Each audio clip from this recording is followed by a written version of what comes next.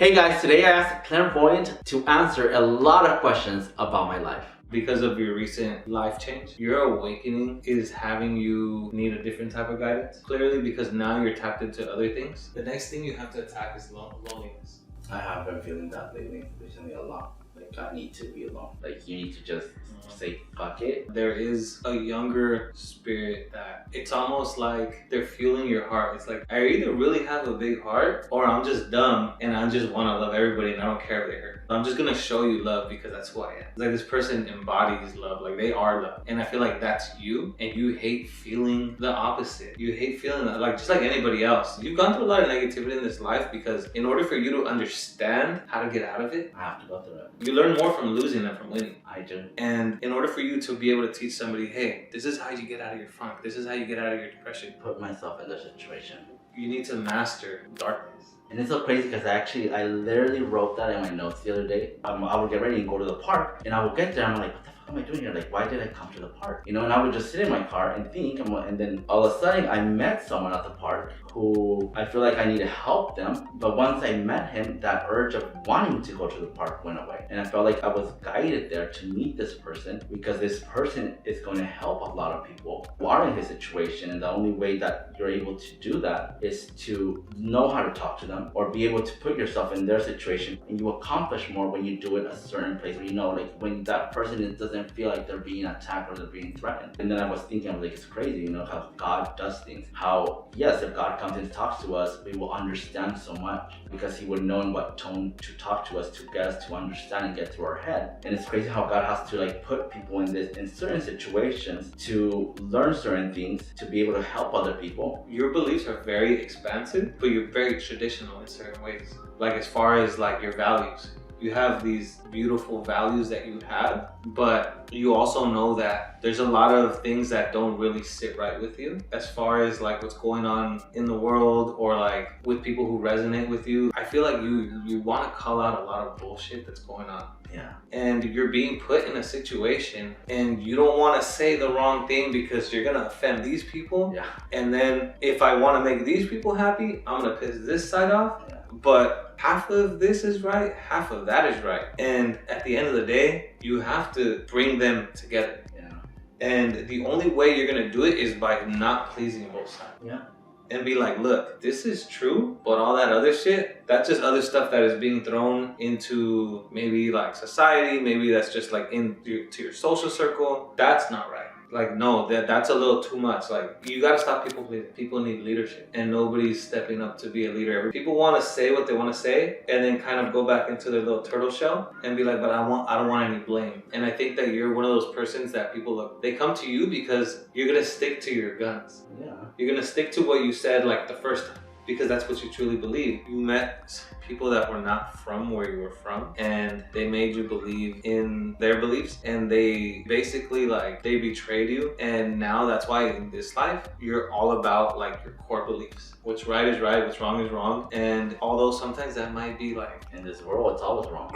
I'm seeing something where it's stubborn, like with horns. That's like I'm seeing horns, but not like in a bad way. I'm just seeing like you're stubborn. Like you need to be stubborn right now, but like in the leadership level. Okay, so people are coming to you now because they believe you, because you have this aura of like safety, you have the healing energy. But the problem is that you don't know how to cleanse it. You don't know how to send it. Like you don't know what's yours and what's not. You walk into a room and all of a sudden you're like, oh man, like, this is lame. Like I'm not feeling this vibe. And that's why you got called to the park. That person that you spoke to into the park, was there anybody at the park house that noticed you guys, or did it feel like you were there, even if there was other people around you?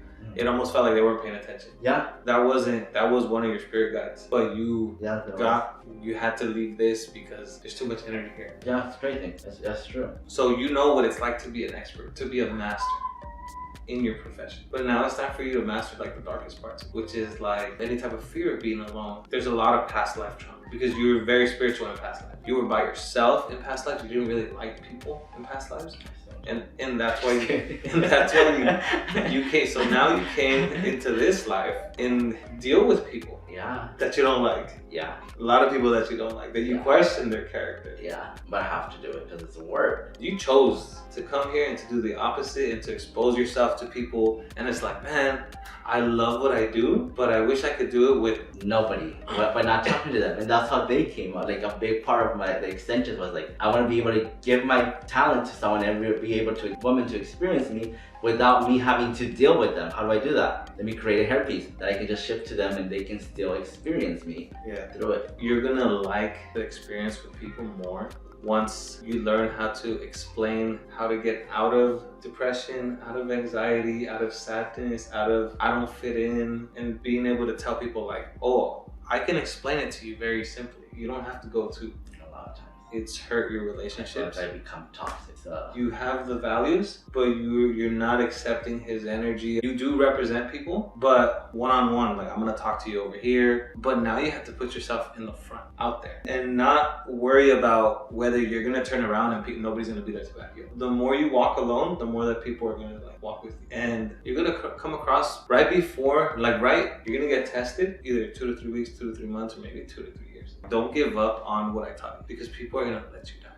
But he's sending you the right people. They're on their way. But this alone time that you feel like you need is gonna show you who's really for you, and you're gonna realize your phone's not. If your phone doesn't ring, that's fine. If somebody doesn't check in on you, that's fine. If you're like, oh my God, I would have expected you to worry about me, and somebody that you really expect to be there, that's okay. You need to start being there for yourself. You need to look in the mirror and be like, I love you. I do. Yeah. You need to wake up, express gratitude. I try my best to do that. That's why I'm always like, no, I don't want a relationship, because it's not going to work out right now. Anyone that I get with right now is going to be a distraction, and it's not going to end well because it's not meant for me to be right now with someone. At least right now, until I figure out a lot of things. And one of them is to not be selfish with my time. I need to learn to share that also with people, with someone. At least that's how I feel. Because right now it's all about me. My job, my work, my career. That's what I'm focused on. Because I know through my career and through sharing my story, I've been on it. Like, I need to share my story, I need to share my story, I need to share my story, but it has to be perfect. It can't be told differently. It has to be told correctly, how it happened, when it happened. I mean, I know how to tell it, but what do I need to tell? Exactly, and I know I need to just focus and just share it. What you have to understand is that why do you keep attracting? Why the cycle keeps happening of, not to get too specific, but there's something you're not addressing with yourself, which is why you want to work so much on this, so much on that, so much on that. It's like, okay, everything takes precedence over your healing. So there's something you're not addressing within yourself that's like the key to you to get more spiritually aligned. But for you to address partnerships, family, address friendships, and like something's blocking it. Something's blocking like the distraction. And it's just like, okay, I fell. I'm gonna get back up, get back on that horse and keep riding, and you just acknowledge it. But I feel like you just acknowledge it, but you don't really like feel it and move past it. And they're just piling up in your living room, and you don't want to come home. You want to stay at work and you want to stay doing stuff because, hey, there's a bunch of shit that's over here that needs fixing, but you know what? I'm just gonna be more busy at work. Oh, work is good. Let me just be more perfect. And it's like, yo, this stuff over here is still at 1. Yeah. Like, when are you gonna get to this? Yeah. And your block is the stuff that you haven't addressed, and it's all in here. Yeah. Is that why, like, my career, I feel like it's always like good, and my personal life's a fucking. When it becomes too much and you don't know how to cleanse that energy out of you or protect your energy and have enough space for people who come to you with like sadness, with their story, when it gets overwhelming and you're asking God for that responsibility, you can't just be like, you know what, I'm frustrated, you guys are too much, come back later. This is like Christ energy. Like, you want to heal people. Regardless of what you believe in any, like all the spiritual communities and everything, like Jesus Christ is one of the ascended masters. And that Jesus Christ has the energy, and it's Christ consciousness, which is like unconditional love, unconditional understanding, healer energy. Like, you're tapping into that. But even people who don't believe in something, like an atheist or just somebody on their deathbed, they're gonna be praying to God. And so he's the person that will always have space for you when it's convenient for you, and that's what you want to do. You want to heal people, but you need to learn how to create space and then go. And so you're asking for Christ consciousness, which is because of what you've been through and that's hurt you, all the pain you've been through. How is it that I can help someone and I know what to tell someone, but I can't do that for myself? Like, I have helped so many people and they're doing so great today, but yet I can't do that for myself.